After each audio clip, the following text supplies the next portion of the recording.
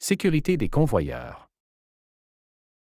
La sécurité des convoyeurs est un aspect crucial dans de nombreux secteurs industriels. La compréhension des risques, le respect des normes, la mise en œuvre de mesures préventives et l'exploration des technologies émergentes sont des éléments concluants pour garantir la sécurité des travailleurs. Quoi faire si une personne est prise dans un convoyeur? Les différentes lois du Canada exigent la présence de personnes formées en premiers soins et premiers secours. De plus, ces lois stipulent des minimums requis pour les salles de premiers soins et premiers secours.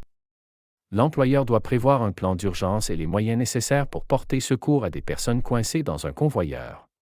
La norme CSA Z432 recommande de prévoir et de prendre des mesures qui aideront une personne coincée à se dégager ou à recevoir du secours. L'employeur devrait même prévoir les outils nécessaires au dégagement d'une personne et les rendre disponibles à proximité des zones à risque.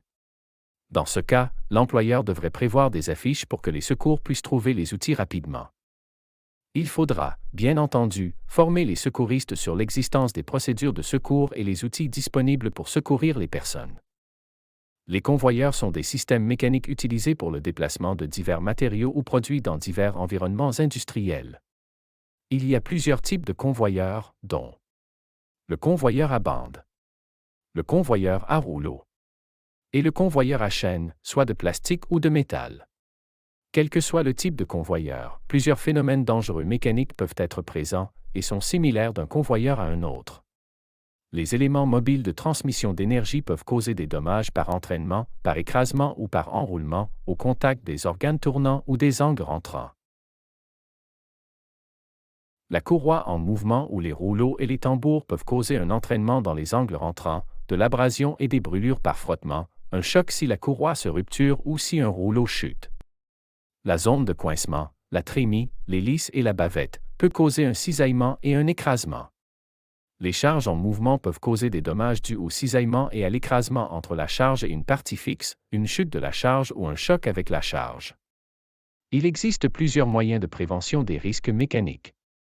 Ces moyens sont majoritairement constitués de protecteurs fixes ou mobiles qui protègent les travailleurs. Il existe également plusieurs règles de calcul pour la conception des protecteurs. Les convoyeurs industriels offrent une efficacité et une productivité accrues dans de nombreuses industries, mais leur utilisation comporte des risques significatifs. Pour assurer la sécurité des travailleurs et la fiabilité des opérations, il est essentiel de comprendre ces risques et de mettre en œuvre des mesures préventives appropriées.